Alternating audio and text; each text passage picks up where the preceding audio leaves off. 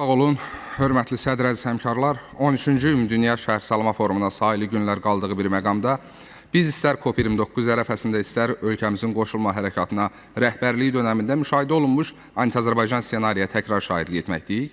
Eyni mənfur metodlar, eyni siyasi təlxəklər və eyni qurbanlar.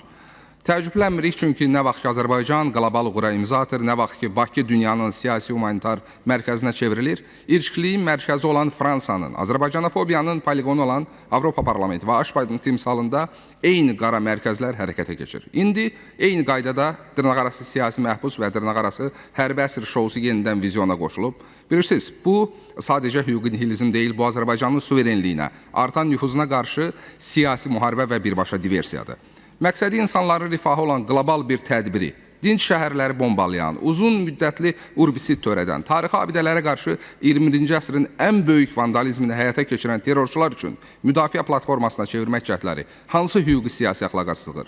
Yaxud terrora çağırış edən, milli maraqlar əleyhinə xarici kəşfiyyatla əməkdaşlıq edən, qanunsuz yollarla ölkəyə vəsait sızdırıb sabitliyi pozmaq istəyən bir ünsür necə siyasi məhbus adlandırıla bilər? Azərbaycan hüquqi dövləti və hər kəsin cinayət təqibi zamanı prosessual hüquqlarına tam təminat verilib. Yaxşı, başqa hansı hüquq arzu edirlər bunlar? Hansısa ünsürün AKCP üzvü olması, yaxud jurnalist vəsiqəsi daşıması onu sıradan Azərbaycanlıdan daha üstün mü edir? Əsla.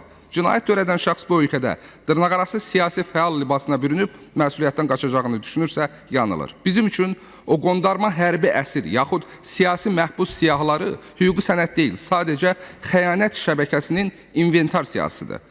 Hər kəs əmin olsun ki, Azərbaycanda cinayətkarları qəhrəmanlaşdırmaqla hüquqi məsələlərin siyasiləşdirilməsinə imkan verilməyəcək və heç bir beynəlxalq cəhd Azərbaycanda qanunun və milli iradənin qarşısında dayana bilməz. Bu mənada BMT-nin ikinci ən böyük qlobal platforması olan Ümumdünya Şəhərsalma Forumunun ucuz niyyətlərə alət edilməsinə imkan verilməyəcək. Əksinə, 13-cü forum ən məhsuldar tədbir kimi yadda qalacaq.